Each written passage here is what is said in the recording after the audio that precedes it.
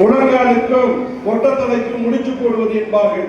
எனவே பாரதிய ஜனதா கட்சி ஒழுக்கத்தை கட்டு வந்தே மாதரம்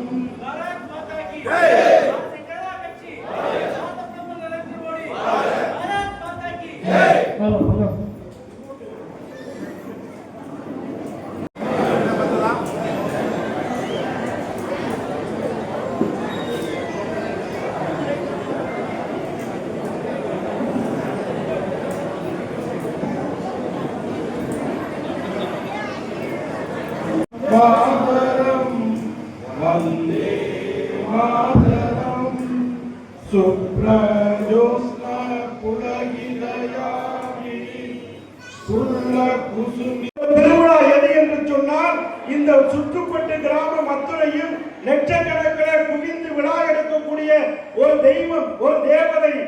பிஜேபி என்றால் அது கடமை, பிஜேபி என்றால் அது கண்ணியம், பிஜேபி என்றால் அது கட்டுப்பாடு, பிஜேபி என்றால் ராணுவம், பிஜேபி என்றால் ஒழுக்கம் அப்படின்னு சொன்னேன். இப்ப கை தட்டுங்க. எப்படி திரும்ப தட்டணும்? நான் தட்டி காமிக்கிறேன். ஒரு பிசிறு விடாம அத்தனை பேரும் பாஸ் மார்க் வாங்கணும். கையிலாகக்கூடாது. கவனமா நம்முடைய அண்ணன் ராமச்சந்திரன் அவர்கள் எழுந்து நிற்பார்கள். அவருக்கு நீங்க கரகோஷம் எப்படி திரும்ப கொடுக்கணும்? நான் தட்டி காட்டுறேன், அதே மாதிரி தட்டணும்.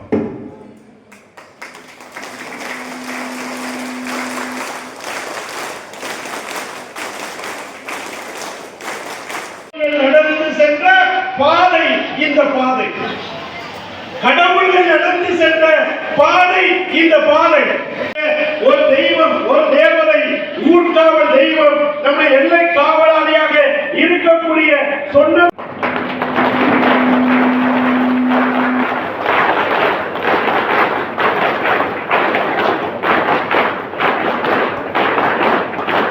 அவனுக்கு விசுவாசமாக இருந்த வெள்ளக்காரனுடைய எடுபடிகள் தான் இன்றைக்கு சுதந்திரத்தை சுவைத்துக் கொண்டிருக்கிறார்கள்.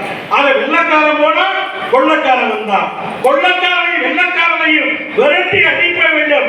வெள்ளக்காரனை நம்ம வாவுசி விரட்டி அடித்தார், பகத்சிங் விரட்டி அடித்தார், சுபாஷ் சந்திர போஸ் விரட்டி அடித்தார், கோபாலசாமி நாயக்கர் விரட்டி அடித்தார், ராணி மங்கம்மாள் விரட்டி அடித்தார். இப்படி நம்முடைய தலைவர்கள் எல்லாம் வெள்ளைக்காரனை விரட்டி விட்டோம். ஆனால் கொள்ளைக்காரன் காங்கிரஸாக இருக்கிறான், கம்யூனிஸ்டாக இருக்கிறான், திமுகவாக இருக்கிறான், அண்ணா திமுகவாக இருக்கிறான், அத்தனை அரசியல் கட்சியுமாக நீக்கமா தமிழ் மண்ணிலே நிறைந்திருக்கிறார்கள். இவர்களை விரட்டி அடிக்கிற வேலை, பந்தாடுகிற வேலை, இவர்களை போரிலே புறமுதிட்டு பின்னங்காமல் படலிலே பட விரட்டி அடிக்கக்கூடிய வேலை இந்த வேலை. இங்க நிறைய பேர் பார்த்தீங்கன்னா நமது கட்சியானது இந்த உலகத்திலேயே 13 கோடி உறுப்பினர்களை கொண்ட ஒரே கட்சி, உலகத்திலேயே பெரிய கட்சி பாரதிய ஜனதா கட்சி. இந்த உலகத்தில் அதிக மக்கள் தொகை கொண்ட நாட்டை ஆளுகின்ற ஒரே கட்சி நமது பாரதிய ஜனதா கட்சி. அது மட்டுமல்லாமல் நம்மளை போன்ற சாதாரண குடும்பத்தில் பிறந்து தனக்கென்று எதுவும் இல்லாமல் இந்த மக்களுக்காக, இந்த தேசத்துக்காக, இந்த நாட்டு ஏழை மக்களை உயர்த்த வேண்டும். 60 ஆண்டு காலம் காங்கிரஸ் ஆட்சியில் பின்தங்கி, உணவின்றி, லைட்டின்றி, சாலை வசதிகளின்றி, எல்லா வசதிகளும் இல்லாமல் 60 ஆண்டு காலம் நம்மளை எல்லாம் அடிமையாக ஆக்கினார்கள். அந்த மக்களுக்காக ஒரு திருமணம் செய்து கொள்ளாமல், குடும்பம் இல்லாமல், குழந்தைகள் இல்லாமல் உழைத்துக் கொண்டிருக்கின்ற இந்த நாட்டை ஆளுகின்ற, நாளையும் ஆளப் போகின்ற நமது பாரத பிரதமர் ஒருவர் ஆட்சி செய்கின்ற இந்த மாநிலத்தில், இந்த நாட்டில் நாம் இருக்கிறோம் என்பதை நாம் பெருமை கொள்ள வேண்டும். பாரத பிரதமருக்கு என்று குடும்பம் கிடையாது, குழந்தைகள் கிடையாது, ஒரு குடி சொத்து கூட கிடையாது.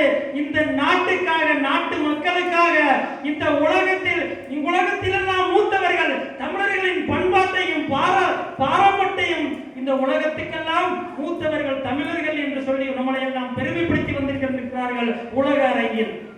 அப்படிப்பட்ட தலைவரை பெற்றிருக்கிறோம் நமது பாரத பிரதமர். திராவிட கட்சிகளை போல தனக்காக, தன் குழந்தைகளுக்காக சொத்து சேர்க்கின்ற இயக்கம் அல்ல இந்த பாரதிய ஜனதா கட்சி இயக்கம்.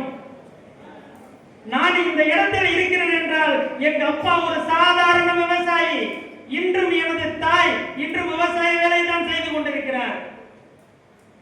அப்படிப்பட்ட நம்ம சாதாரண மக்கள் இந்த கட்சியில் இருக்கிறதற்கு, இந்த கட்சியை வளர்ப்பதற்காகத்தான் இந்த கட்சி இருக்கிறது. ஒரு கிராமத்தில் நம்ம பார்த்திருப்போம், கிராமங்கள் எல்லா இடத்துலையும் வெள்ளை வேட்டி வெள்ளை சட்டை கட்டி கார்ல போறவன் மட்டும்தான் கட்சிக்காரனா இருப்பான். ஆனா இந்த பாரதிய ஜனதா கட்சியில மட்டும்தான் ஒரு ஏழை தொண்டன் முக்கியமான பதவிக்கு வர முடியும். ஏழை தொண்டன் மட்டும்தான் கட்சிக்காரனாக இருக்க முடியும். கட்சி பதவி கொடுப்பார்கள் இந்த பாரதிய ஜனதா கட்சியில் மட்டும்தான். மற்ற கட்சியில் எல்லாருமே காரை இருந்துக்கணும், சொத்து இருக்கணும், வெள்ளை வேட்டி வெள்ளை சட்டை கட்டி இருக்கணும், இன்னும் சொல்ல போனா ஊழல் பண்ண தெரிஞ்சிருக்கணும், எல்லா மக்களையும் ஏமாற்ற தெரிஞ்சிருக்கணும். அவன் தான் கிராமத்துல பஞ்சாயத்து தலைவரா வர முடியும், ஒரு கவுன்சிலரா வர முடியும். ஆனா பாரதிய ஜனதா கட்சியில் உள்ள தொண்டர்கள் ஒருவரும் இந்த மக்களுக்காக, இந்த தேசத்திற்காக, இந்த நாட்டிற்காக உழைக்கக்கூடியவர்கள். இன்றையெல்லாம் உங்களுக்கு முக்கியமா சொல்ல முடிக்க விரும்புகிறேன். நமது விராலிமலை தொகுதி தமிழ்நாட்டிலேயே பின்தங்கிய மாவட்டத்தில் பின்தங்கிய தொகுதியாக இருக்கக்கூடிய தொகுதி விராலிமலை தொகுதி. எத்தனையோ அமைச்சர்களை பார்த்திருக்கிறது, எத்தனையோ எம்எல்ஏக்களை பார்த்திருக்கிறது இந்த விராலிமலை தொகுதி. இன்று வரை, இப்போது வரை உங்களை எல்லாம் 2000 ரூபாய்க்காக 5 ஆண்டு காலம் குத்தகைக்கு எடுத்து உங்களை எல்லாம் அடிமையாக வைத்திருக்கிறார்கள். அதிமுகவா இருந்தாலும் சரி, திமுகவா இருந்தாலும் சரி, மற்ற எந்த கட்சியா இருந்தாலும் விராலிமலை தொகுதி மக்களை 2000 ரூபாயும் 500 ரூபாயும் கொடுத்தா 5 ஆண்டு காலத்திற்கு குத்தகை எடுத்துக் கொள்ளலாம் என்று உங்களை எல்லாம் அடிமையாக வைத்திருக்கிறார்கள். உங்களுக்கெல்லாம் நிரந்தரமான வேலை வாய்ப்பு இருக்கிறதா? உங்களுடைய வீட்டு பிள்ளைகள் எங்கேயாச்சும் நல்ல அரசாங்க வேலையில் இருக்கிறார்களா என்று நீங்க யோசிச்சு பாருங்கள். இந்த திருச்சியை எடுத்து பாருங்கள், எல்லாரும் பெல் தொழிற்சாலை இருக்கிறது, எத்தனையோ தொழிற்சாலை வேலையை பார்த்துக் கொண்டிருக்கிறார்கள். நீங்கள், உங்களுக்கு தெரியும், 40 ஆண்டு காலமாக கிராமப்புறத்தில் அடிமைகளாக காசுக்கு வாங்கி கொண்டு வாக்கு செலுத்தி இன்றும் உங்களை வாக்குகளுக்காக பணம் வாங்கக்கூடிய மனிதர்களாகத்தான் வைத்திருக்கிறார்கள். இதையெல்லாம் எப்போது மாறப்போகிறது? கந்தர்வாக்கோட்டை தொகுதியில் காசு வாங்குபவர்கள் கிடையாது. புதுக்கோட்டை தொகுதியில் காசு கொடுத்தால்தான் வாக்களிப்பு என்ற நிலை இல்லை. ஆனால் விராலிமலை தொகுதி மக்கள், நீங்கள் ஒன்றை புரிந்து கொள்ள வேண்டும். காசை மட்டும்தான் உங்களுக்கு குறிக்கோளாக வைத்து உங்களை எல்லாம் அடிமையாக வைத்திருக்கிறார்கள் என்பதை நீங்கள் புரிந்து கொள்ள வேண்டும். தீபாவளிக்கும் பொங்கலுக்கும் உங்களுக்கு பொருட்களை கொடுத்து உங்களை வாக்கை மட்டுமே செலுத்துபவர்களாக வைத்திருக்கிறார்கள் இந்த திராவிட கட்சிக்காரர்கள் என்பதை நீங்கள் புரிந்து கொள்ள வேண்டும். நீங்கள், உங்களுடைய தாத்தா திராவிட கட்சிக்கு வாக்களித்தார்கள், அதே அப்பா திராவிட கட்சிக்கு வாக்களித்தார்கள். உங்களுடைய அடுத்த சந்ததியாகிய நாங்களும் இந்த திராவிட கட்சிகளுக்கு வாக்களித்துக் கொண்டிருக்கிறோம். நாளை எங்களுடைய அடுத்த சமுதாயத்தையும் இந்த திராவிட கட்சிகளுக்கு வாக்களித்து எங்களை அடிமையாக்காதீர்கள். உங்களுக்காக, உங்கள் சார்ந்த எங்களுக்காக, எங்கள் குழந்தைகளுக்காக கூட கேட்டுக்கொள்கிறோம். அன்புக்குரிய பெரியவர்களே, நண்பர்களே, உங்களை எல்லாம் உங்களே ஒன்று கேட்டுக்கொள்ள விரும்புகிறேன். பாரதிய ஜனதா கட்சியில் மட்டும்தான் ஒவ்வொரு கிராமத்திற்கும் 5 பதவிகளை கொடுக்க வேண்டும் என்பதை முடிவெடுத்திருக்கிறோம். ஒவ்வொரு கிராமத்திற்கும் நீங்கள் ஒவ்வொருவரும் இந்த கட்சியை பலப்படுத்த வேண்டும் என்பதை தெரிவித்துக் கொள்கிறேன். உங்களுக்கெல்லாம் ஒரு விதமான தயக்கம் இருக்கும். இந்த கிராமத்தில் பெரிய பணக்காரர்கள் இருக்கிறார்கள், காரில் போகிறார்கள், அவர்களை எதிர்த்து நம்மளால் அரசியல் செய்ய முடியுமா என்பது உங்களுக்கு தயக்கம் இருக்கும். உங்களுக்கு சொல்கிறேன், என்னுடைய இந்த மாவட்ட தலைவர் காலத்தில் இருக்கும் வரை உங்களை பூத்து தலைவர்களாக, ஒன்றிய தலைவர்களாக, ஒன்றிய கவுன்சிலர்களாக ஆக்காமல் இந்த இடத்தை விட்டு நான் போக மாட்டேன்.